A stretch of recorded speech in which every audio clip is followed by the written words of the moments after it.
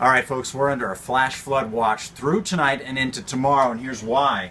Well, basically, you have a lot of tropical moisture coming up on the jet stream. This looks a little discombobulated, don't worry about that. And then a boundary.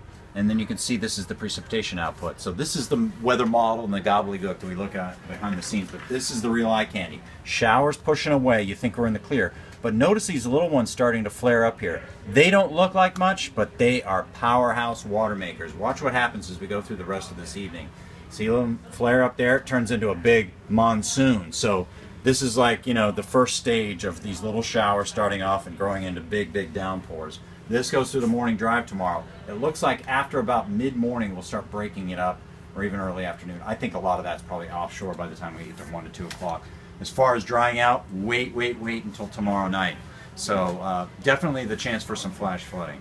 Bree wants to add a few words. It was a really, really dry May, and we kept barking about it, right, Pete? Almost every night talking about our moderate drought, and a lot of people were thinking, well, how could that be the case when we saw 9 feet of snow? Obviously, we had a lot of water. Well, the water table was okay, but that soil was dry, bone dry, and so when the skies opened up last night, that water could not be absorbed into the ground quick enough, and so it just started to pile up on itself, and that's why we had a lot of stranded cars in the area. But we still wrapped up May fairly dry, if you can believe it. Only 1.22 inches for Boston and just 0.6 inches for Worcester, which is the #1 driest month of May for Worcester. So really incredible how yesterday was kind of picky and choosy where the precipitation ended up, where Bedford ended up with 1 inch of rainfall. New Bedford down by Buzzards Bay got nothing, nada. So there were a lot of people asking,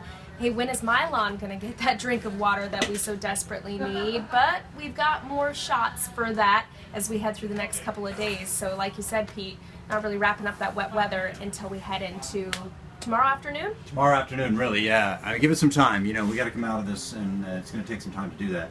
Looks like we'll get the sun back by Wednesday. Can't promise summer returns, though. We'll have more on TV, of course.